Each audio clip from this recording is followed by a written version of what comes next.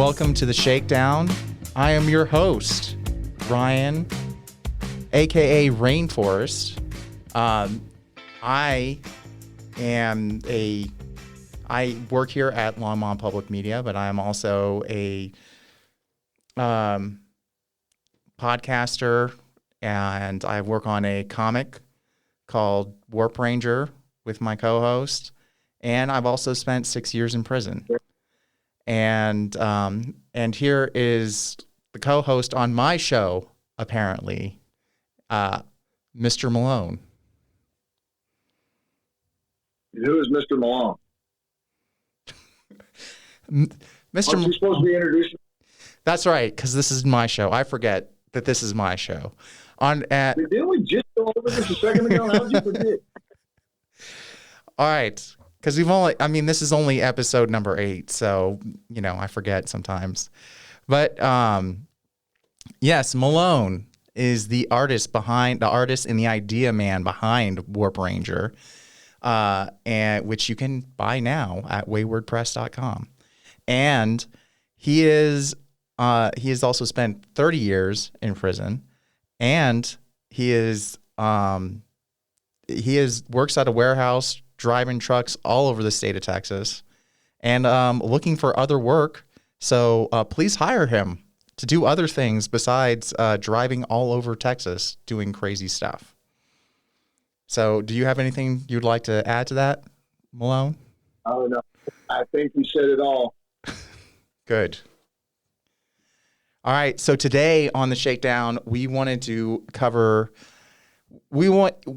I was editing today and I realized that we talked about an issue, and I didn't really answer the question because some technical issues distracted me at the moment.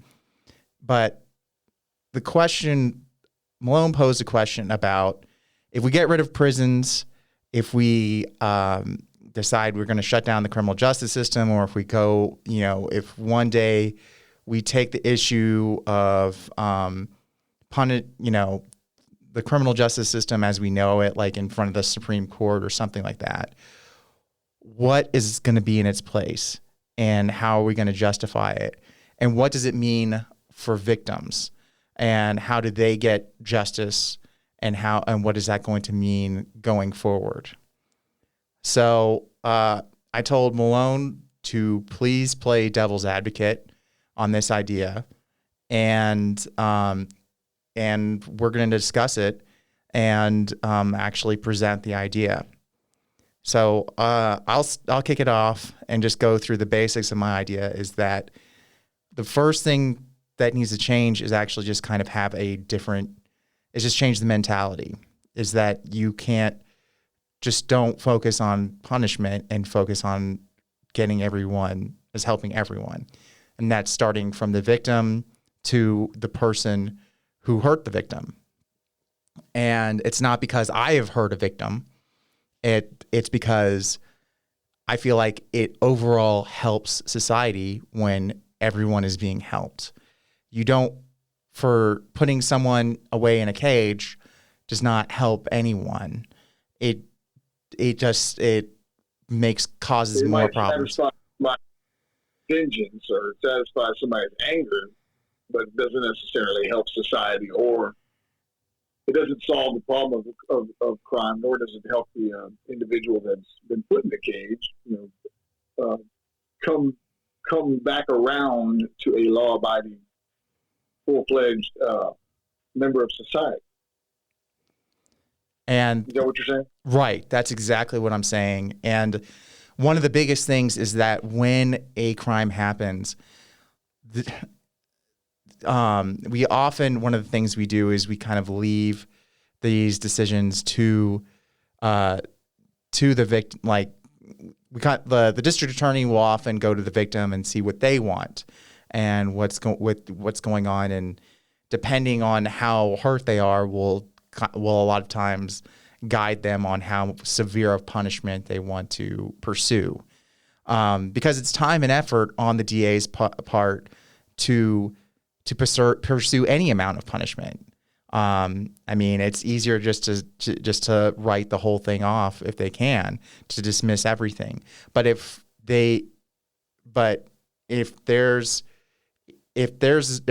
victim is hurt and wants retribution, then oftentimes, at least in my case, I will say specifically, then the DA is going to push it harder, and which in a way is very understandable. But on the flip side, when after a crime happens, that's when the person is most hurt, most vulnerable, and that letting them decide on what to do next is not necessarily the best. They're not at the best point in their life to make that decision.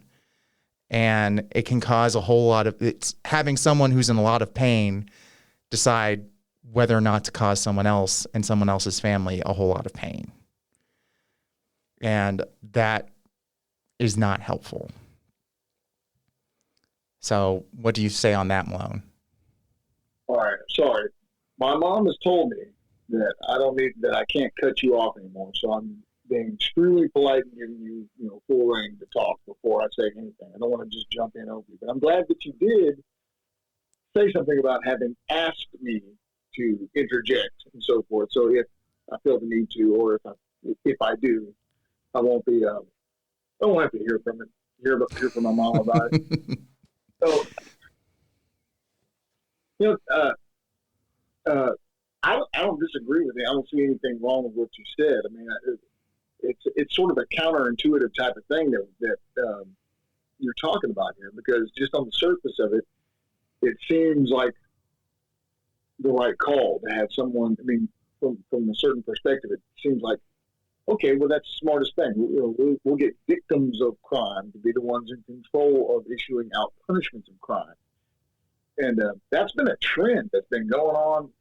I'm not sure exactly when it started, like really trending, but I know in Texas it's been going on since around 1994.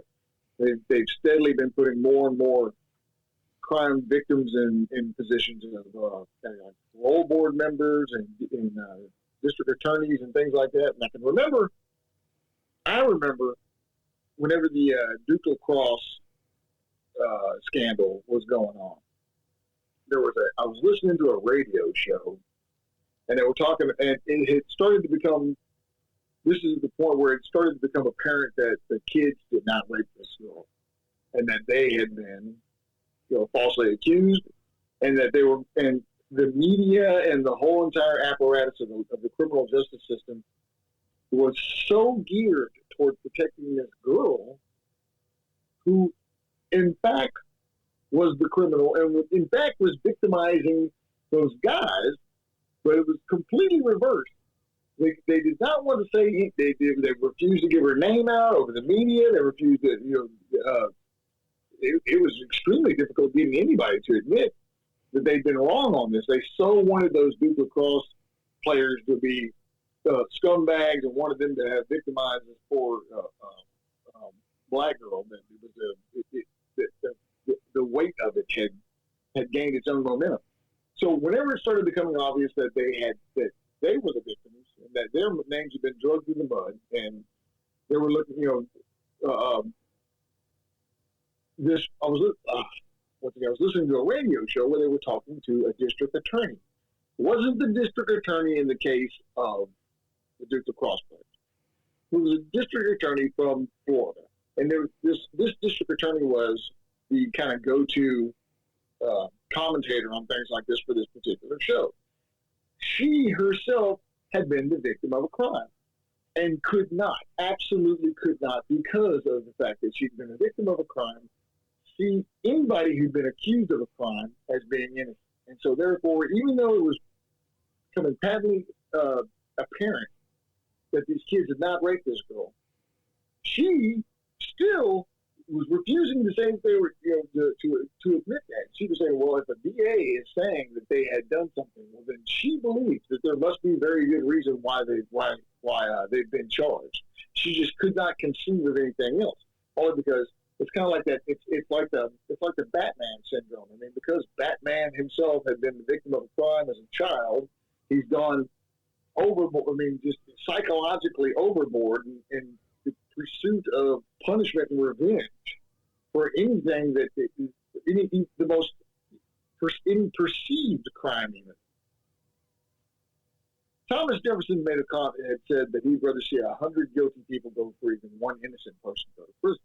And somehow or another, that has been reversed drastically. I mean, the innocent people that go to prison nowadays have a 20-year fight ahead of them just to get back into court, because it's so the pendulum has swung so far the other way to protect the police, to protect the system as a whole, and all that.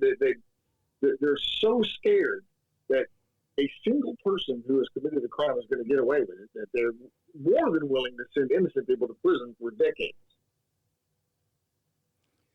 There's a lot of cases, there's a lot of instances now where it's the burden of proof now is on the accused, which that's never how it should have been. And no. Yeah. The concept of proving you're innocent is so, it's so impossible. I make an accusation and now you have to prove that you didn't do it. I mean, the idea, it's extremely difficult, not just difficult, but almost impossible in most circumstances. If I say you did something, there doesn't have to be any evidence for it to back my accusation, but you have to have some kind of evidence that you didn't do what I said you did. Right. And that's there. Oh man.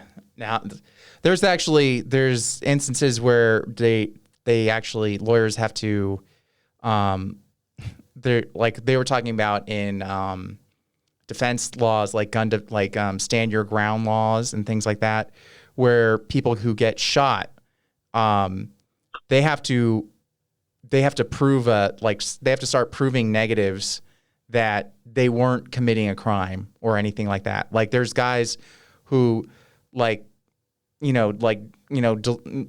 not delivering a pizza, but we're going up to knock on somebody's door and someone pulls a gun on them and then shot them outside the door.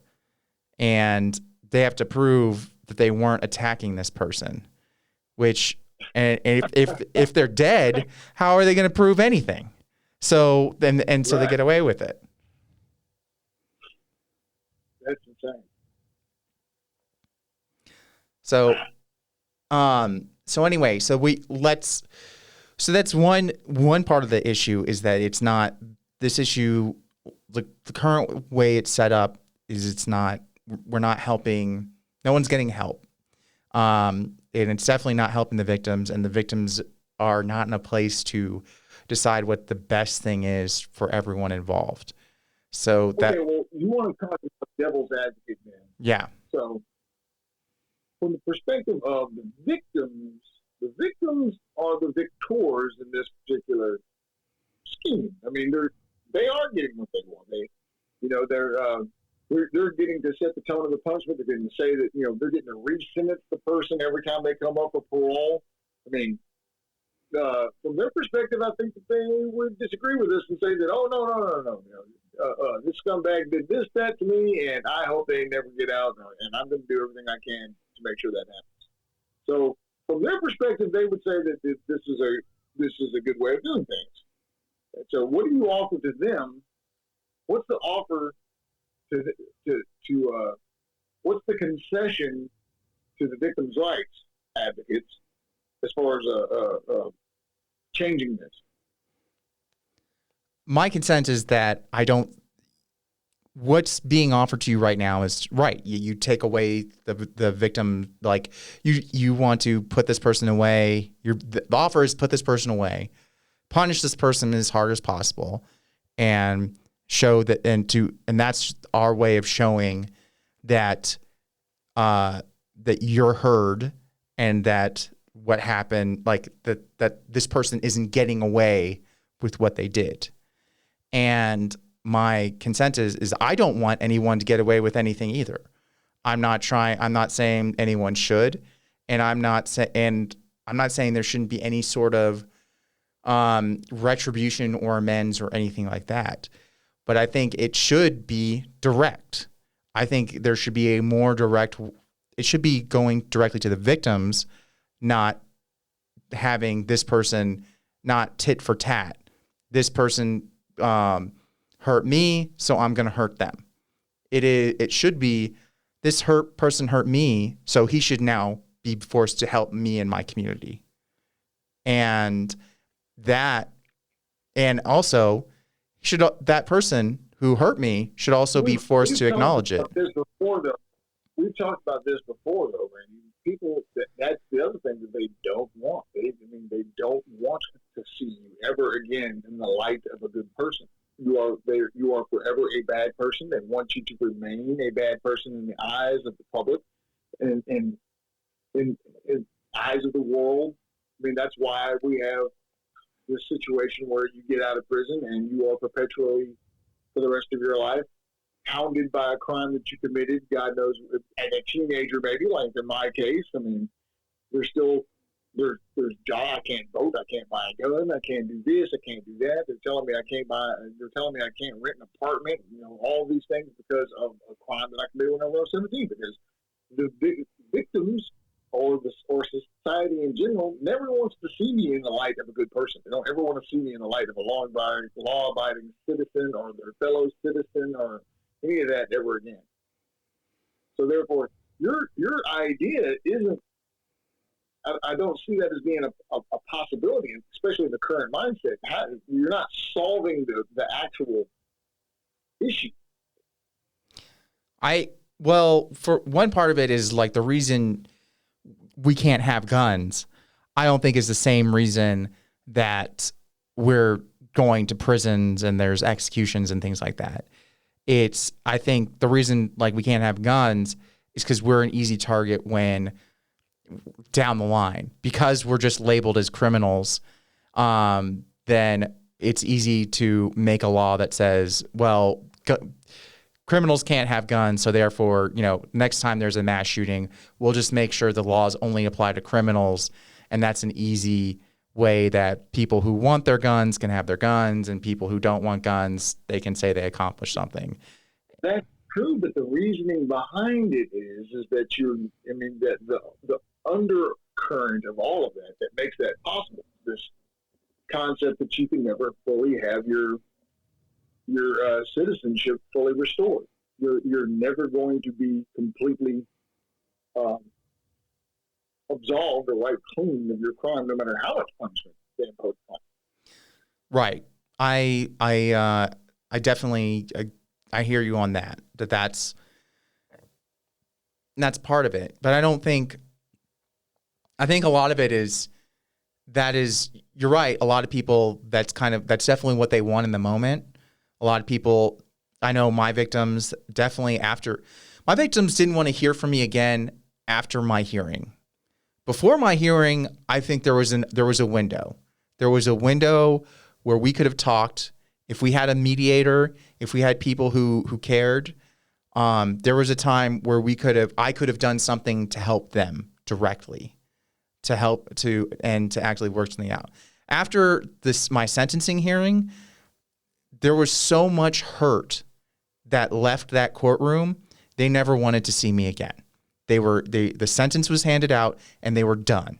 They were emotionally wiped out, and I totally understand, and that's why I'm not contacting them, because everyone was emotionally wiped out. I was wiped out. They were wiped out. My family was wiped out. Their family and friends were wiped out. Done. It was too much. And it shouldn't be like that. Actually, it's not a matter of should.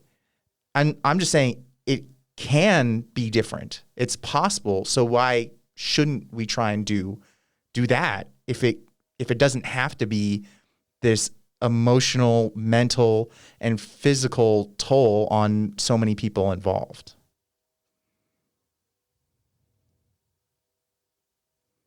Thoughts? Or yeah. It doesn't feel like you completed that thought. Okay. Well, I'll put it this way. So to complete it, I would say that I didn't get the answer to the question that I gave you. Okay. What do you put? How do you solve the underlying problem? How do you solve satisfy the undercurrent of never wanting to see you in a good light ever again? Right. I think the only way to solve that is you have to their exposure to each other as humans. And if not necessarily directly at first, but that's the only way. It's the only way it works for any two groups of people. It's the only way, because for a long time, we didn't want to see different races as humans either. And we've been working on that. It's not saying it's perfect, but there's still it's the same thing. Once you give something a label as opposed to seeing it as an individual person, then you see the label and it's less than human. And once you realize that this thing that you've given a label to is actually a person, you can work with that, but you can't do that until you interact with them. You remember you and I had gone to that Bridges of Life program together? Yes, I very much remember that. Remember the concept behind Bridges of Life? Yes, I do remember the concept behind Bridges to Life, it's not a bad idea. So the concept behind Bridges to Life, Bridges to Life is a Christian program where they have victims that come in. It wasn't supposed to, but it just ends up becoming. Yes, it ends up becoming a Christian program. But it says, look, it's non-denominational in a Texas prison, which means non-denominational means non-denominational Christian. Which means they're praising Jesus in there, which it doesn't matter which denomination, as long as you're praising Jesus, it's fine. But anyway, the idea behind it is they bring victims in there. The victims tell their stories. They call it, they don't say non-denomination, they just say faith-based. That's supposed to cover it, and that's what it means. Right. In prison. Yes, faith-based. So they bring in victims. Victims will tell their what? What? Did you just completely turned off the majority of your listeners? I know. I'm sure I did. I'm sorry. The podcast, they're hitting the pause button right now. They're all hitting unsubscribe. I'm sorry. All 6 people that have subscribed to us. We're getting to 20. Actually, no, we're getting to 30 now. We're doing pretty good. 30. I know, we're out of control. So yes.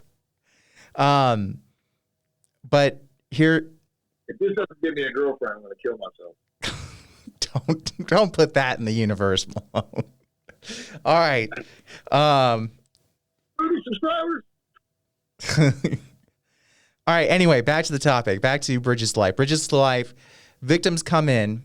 Victims of crime come in. They tell their stories to guys in prison who have committed crimes, and then we break off into groups, and then we work with different victims, work with different with groups. More often, crime victims will also be, a lot of them were also criminals, strangely enough, and a lot of them were a lot worse than the guys that were sitting there in the prison listening to them. That is true. Well, and one thing everyone something that surprised the hell out of me. Yes, and that's the thing that surprised you, but that didn't surprise me, because here's a fact that everyone should know: many victims of crimes end up committing crimes, or vice versa. It's not an either or thing. You can be a victim and a criminal at the same time, and it happens more often than not. One of the classic examples is people who have been abused. People have been emotionally, physically, sexually. The problem is like they get victimized, and then they perpetrate that victimization further.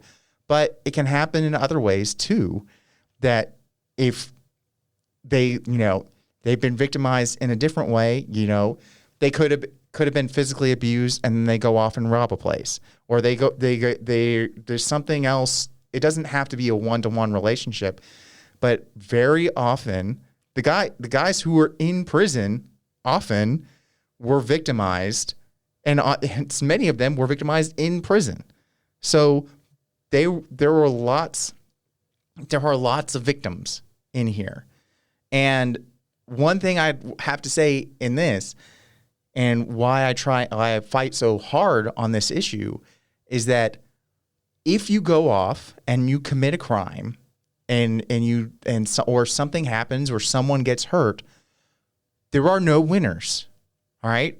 It doesn't, we might think of like someone who goes off and, a jewel thief or whatever, and goes off and is making is making a bunch of money. But that person he's living his hustle. I mean, if you want to take that. And that's his life. His life now has become his hustle. He's got to run away from the cops. And that, for whatever reason, that seemed like a good idea to him. And for that to become a good idea was not something had to go wrong for that to be a good idea. Just like in my case, there were no winners. There was no getting away with anything for me. Even if I didn't go to prison, I was still going to have to live with the consequences of my action. There was no not doing that. There are plenty of guys that I know who were drunk drivers who killed someone who didn't have the sentence that I did, but they ended up with worse consequences because they didn't know how to deal with the fact that they killed someone. And they didn't know how to turn that around in their life, and then they got more consequences from it.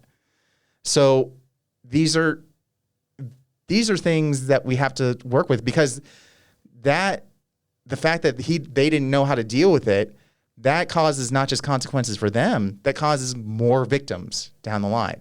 And that's what we need to be focused on. How do we stop creating victims? That to me is the big end goal. Hold on. I think you've overstepped I've overstepped my bounds. No, this whole concept of we're not talking about how do we stop creating victims. I mean, that's first and foremost, we're talking about criminal justice reform, and victims are part and parcel. Victims are part and parcel of that.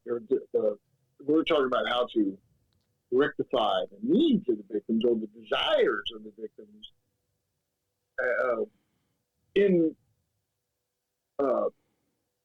right. In this idea concept of reform. How do you have this? How do you reform the system in the way that you're talking about doing it and satisfy the desire for revenge and for the anger of the victims themselves, or do you, or should we simply ignore their desires for such things? And I think that's what I'm trying to get to, is to exactly what you're saying, is if we think about it as we're doing all of this to prevent, as preventative, to stop creating victims, to help society.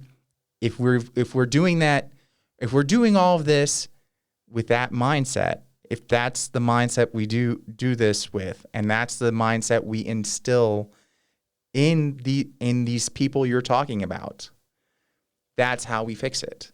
We have to instead of, because right now the push that we give every victim is that we need to lock them up. We need to show every time, the only thing that we can show them is how hard can we punish them. But we never talk about is how can we fix this situation.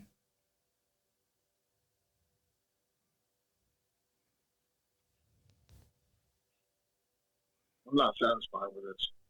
You're not satisfied? No, I don't think that you've adequately solved the original problem. Because you think that people are still going to... Listen, of course I agree with you Rainforest, I don't believe that the idea of, of pursuing criminal justice as a means of resolving anger or desire for revenge is a healthy or is a remotely sane way of going about the criminal justice system of how to handle it.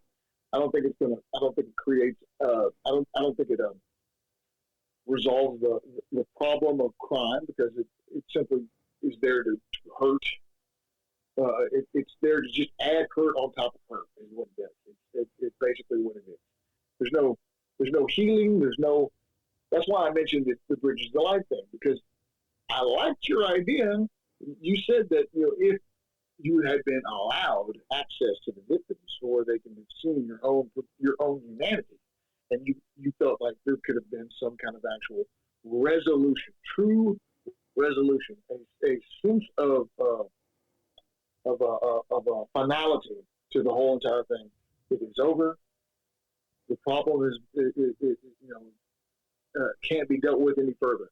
Whereas opposed to this perpetual, I hate you and I want you to never be seen as a human being ever again. I want nothing but pain and torture for you for the rest of eternity type of mentality that goes along with just pushing someone off into prison and never ever having to actually look at them in the eye. You're able to demonize that person as much as you want inside your mind and justify whatever happens to them because you can't ever see them. You don't have access to to looking into the eyes of a human being and seeing their own struggles and seeing how they're trying to come around and how they're trying to fix their own selves and trying to fix this, trying to solve the problem that they create. So, I mean, that's why I mentioned the Bridges to Life thing because I thought the only thing I thought that was good about it is that these were victims themselves that had realized the healing power of actually meeting with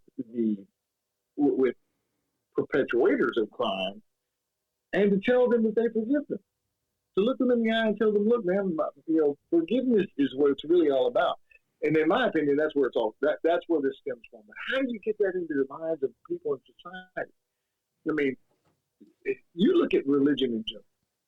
I mean, you just mentioned Christianity, yeah? And I hate to use that as an example because I don't want to just pick one particular religion and harp on it but the focus of the whole entire thing is forgiveness. Judaism, the concept is repentance. But repentance for the point of what? For forgiveness. Because we're all sinners. We're all violators of the law of God constantly. Every day, all of us need forgiveness. And the idea that that you yourself, that every single individual is in need of some kind of forgiveness, can then turn around and say that, well, I can't expect a deity to forgive me, or I can't expect anybody to forgive me if I can't forgive others. Forgiveness and letting go of things is the center of the healing that you're talking about.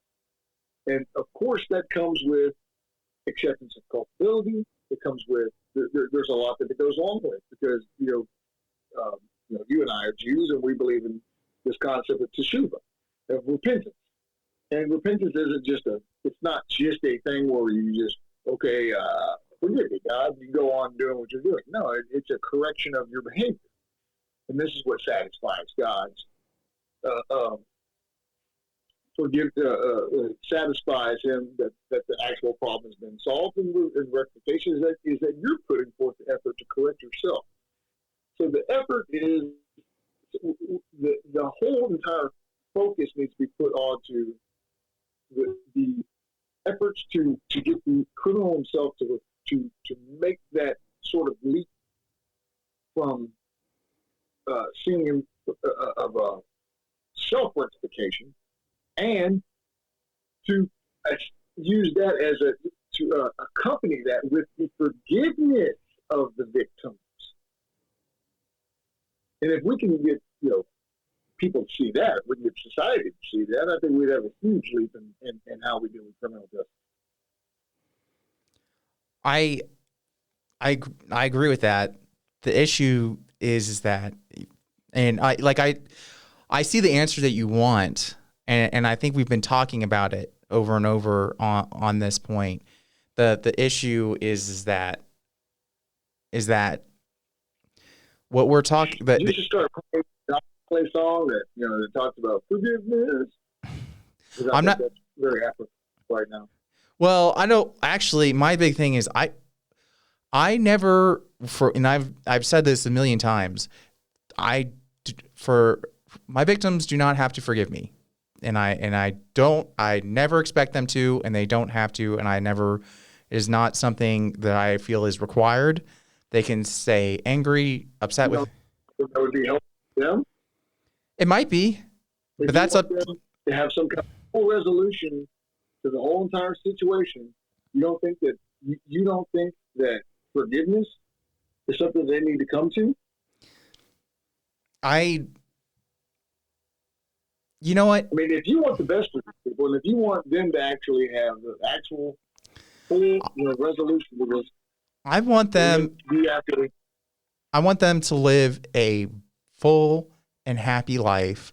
And if you do that, though, don't you believe that they need that forgiveness will be a part of that? They have something that's down inside their soul and heart and emotions and all that psychology or whatever that needs healing. And I don't think you can get there through anger and hatred. No, I don't think you can get there through anger and but they a never-ending cycle of revenge and desire to hurt you is not going to get them where they need to go, in my opinion. No, in my experience of life, I have not seen anything that's more deeply satisfying than true forgiveness. I get what you're saying. I get what you're saying on all of that. Yeah, but it's not necessarily that they're holding a grudge. My thing is, and even if they are, my thing on all of it is they have all the reason in the world to not like me, not want to have anything to do with me. And right. No, but you need to, hold on to what I'm saying. No. Listen to what I'm saying. The point, you're right that there's nothing good comes out of angry about holding on to anger and all that point. My point about, and like I said, that thing when I was saying about us coming together earlier on, that opportunity, they still could have been angry throughout all of that.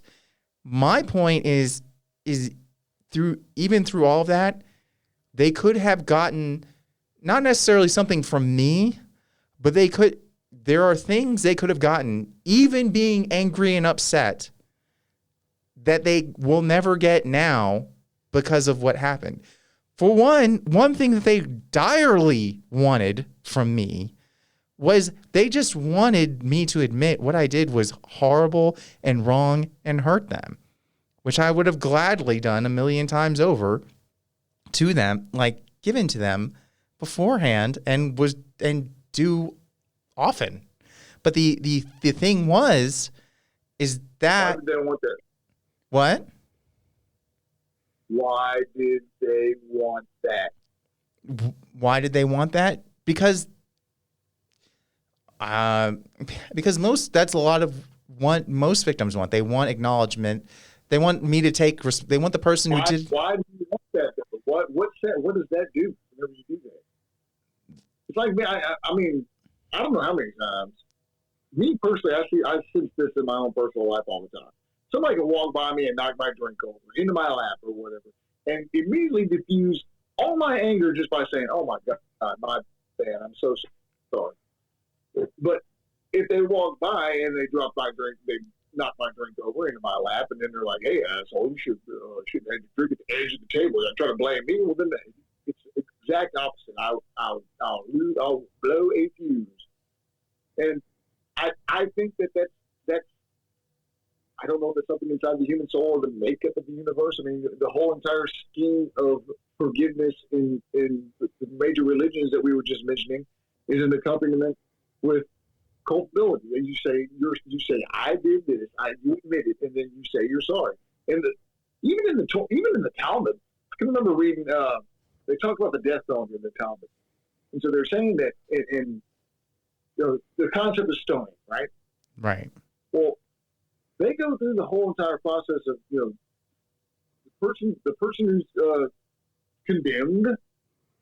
Then they give the person the opportunity right before they're put to death by stoning. They give them the opportunity to admit their crime, to say, okay, I did this, that, and the other. And the rabbis say that, okay, if they admit that they fully come clean right before, and then they're put to death, even though they're still going to be put to death, even though they fully come clean, they're completely absolved. They're completely forgiven. Those crimes are wiped out by that.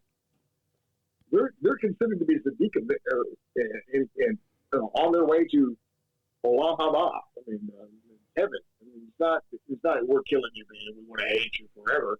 The whole concept is to completely resolve the crime and have the person completely restored, even if it means that they have to suffer the punishment of death, which is pretty permanent. But nevertheless, it's death for the sake of restoring them completely in the eyes of God. Right, and but from that point forward, even the eyes of man.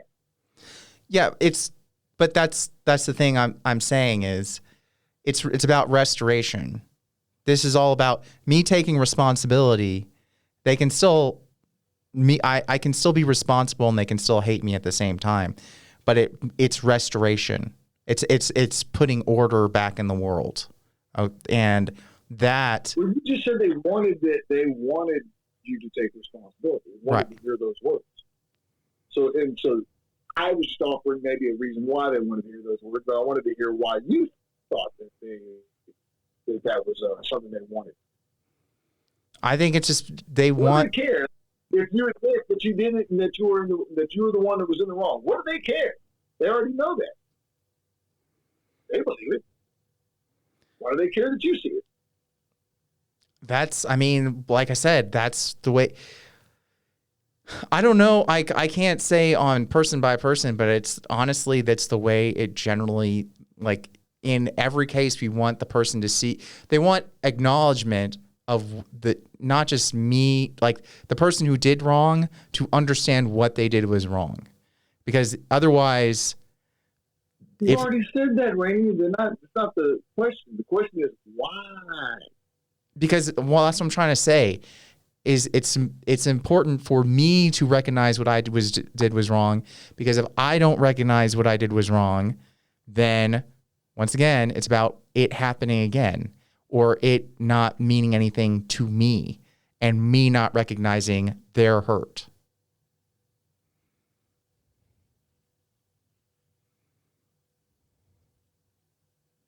I think it's about them wanting you to recognize how bad you hurt them. That's part of it, I think.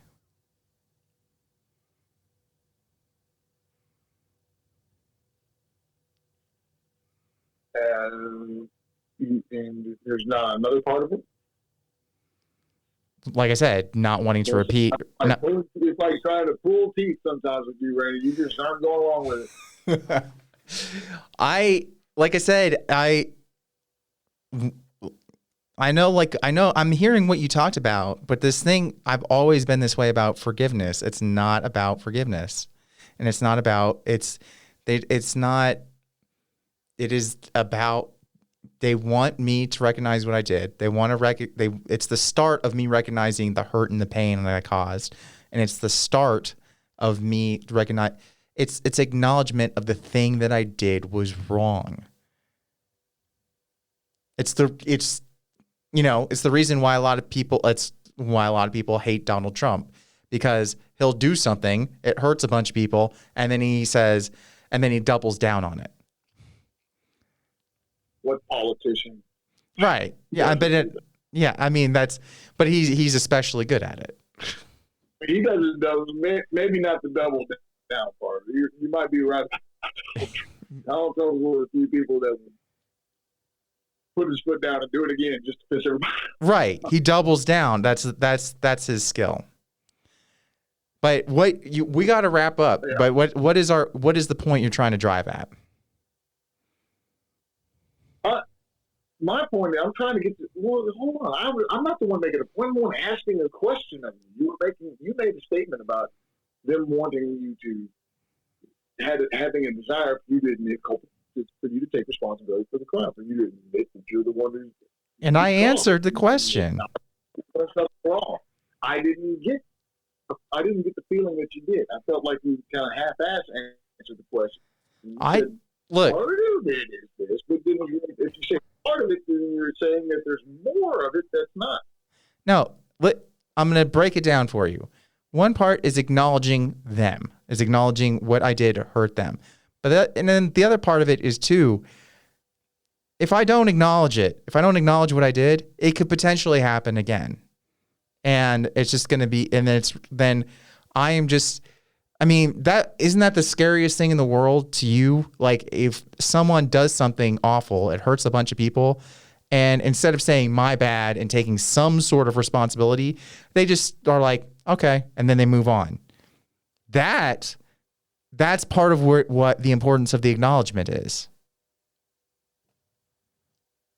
Okay, well, I get that. For some reason, that just doesn't seem to fully satisfy the entire concept of why somebody would want you to take. I don't think that's the entire concept. Especially someone who's done something so that devastating, and that, you know, I've got to believe that. I mean,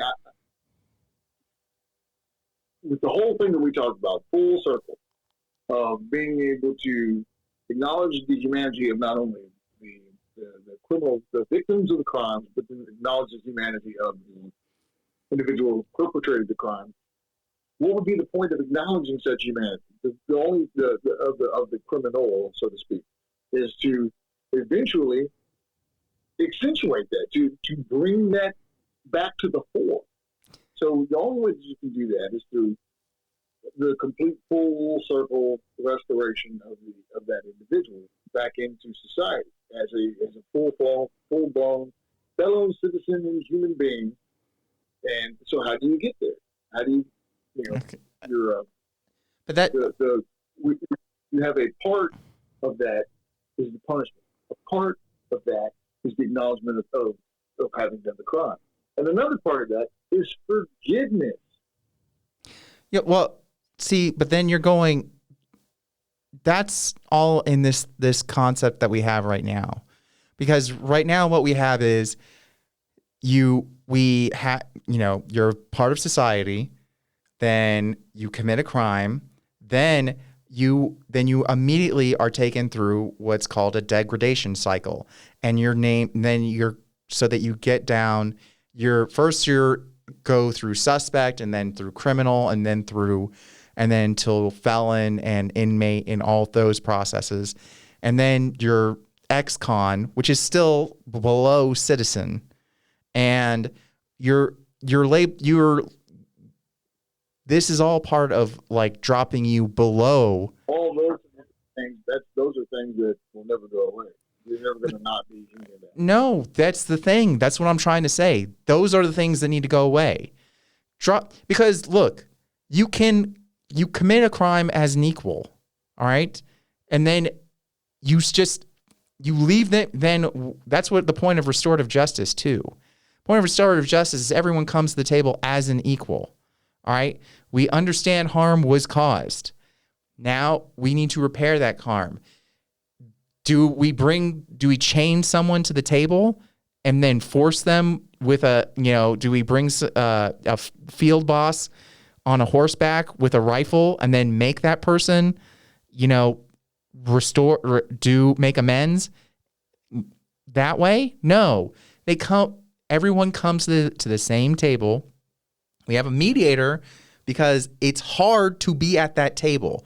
It's hard when someone has hurt you so insanely bad to be at a table with them. But you sit there, and then it's going to take a while. It's going to take a long time. There's going to be a lot of hurt feelings, and it's not going to be an easy process for anyone involved. But when you get back to... The long-term problem is that there has to be a sit-down between victims and crime and criminals. That where in every case, it doesn't. Do you think in every crime there needs to be a sit down? I'm not saying hold on. You're asking me. I'm asking the questions here. Not me. There's not in every crime does there need to be a sit down. If there and also not everything needs to be a crime. That's another big part of it too. Not everything that we have right now needs to be a crime. Well, we are talking about those crimes. We're talking about somebody did something and somebody else suffered serious victimhood behind it. All right, we're talking about like the 10 Commandments style crimes. How do yes. we fix that? How do we step out of this idea that we have now of allowing the feelings of vengeance and anger to be totally satisfied? And you're not going to like my answer because it's the same thing. You have to think of everyone as humans. And there's not a real answer to that question because we've been trying to figure that out for a long time now. I think there is an answer. I think there is an answer to that question. Okay. The first thing that needs to be acknowledged in all this is that doesn't help anyone. That does not bring the actual full resolution of the crime to that does not bring that to fruition by satisfying that anger and hatred. And part of that is what you said about the not seeing the other as a human being and not being allowed to, not even wanting to, not ever having, and being told that it's completely okay that you don't. That's what society needs to come around to. That this current way of looking at things is not the healthiest way of doing it. Yeah, that's definitely part of it. So, but how do you? I mean, other than a podcast, how do you mean? Is there some kind of scientific evidence, research, or something that we could point to that would help bring that to the fore? I mean, would you need a media campaign on this, or what? I mean, you could look at. I'm sure you could look at sociology, you could look at psychology, and find out about in-groups and out-groups and how people treat them. And this is already answered. We know when you label someone in an out-group, they're going to be treated differently. I will tell you this. How do you treat fans of your favorite sports team compared to fans of a different sports team? And what I think that every fan of a rival sports team should be put in prison forever. Well, there we go. And not given any media so they cannot watch their team. Right, exactly. So that is the way of the world at the moment. So this is where we're at. This look, if you want to research it and you want to see what people said about it, like read some Eric Fromm. He's my favorite. He'll show you about what happens when you care about people versus when you do not care about them. There's the Art of Loving, which talks about caring people, and then there's the Anatomy of Human Destructiveness, which very explicitly talks about what happens when you do not care about people. But if the bottom line is, if here's a simple thing that anyone can do when they're watching TV, watching Law and Order, or watching real life crimes unfold, and especially like these big celebrity cases. All you have to do is go ask the question, is this helpful, and who is it helping? And just answer those questions.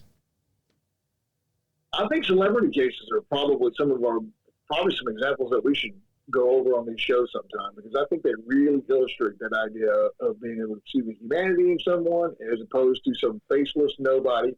Because when it comes down to O.J. Simpson, we are more than willing to give all the benefit of the doubt to someone like that, some beloved sports figure, and movie star and all that type of stuff. Whereas I think that if O.J. Simpson had been a nobody, if he was just your everyday average black man, that guy would have rotted in prison he might have easily gotten a life sentence if not the death penalty from Well, then from that case. you know what? I think that's a great idea, and you heard it here first. That is what we're going to cover next week. So we're going to wrap it up for now, and yeah, my podcast. That we're going to wrap up my podcast, The Shakedown. I'm the idea man. That's how you introduce me. Yes. I need to get a t-shirt. Idea man.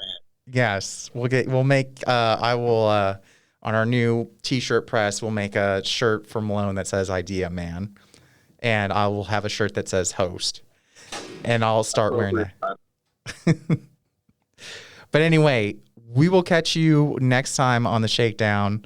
This has been a really good talk, and we're trying out Malone's mic, and we will get it better. And also, I'd like to let Mama Malone know that Malone has not been interrupting me for the most part. There is a delay over here, which hopefully you can see in the video. So sometimes we step on each other. So just letting Mama Malone know that it's not all his fault. Some of it is though. But we'll catch you next time.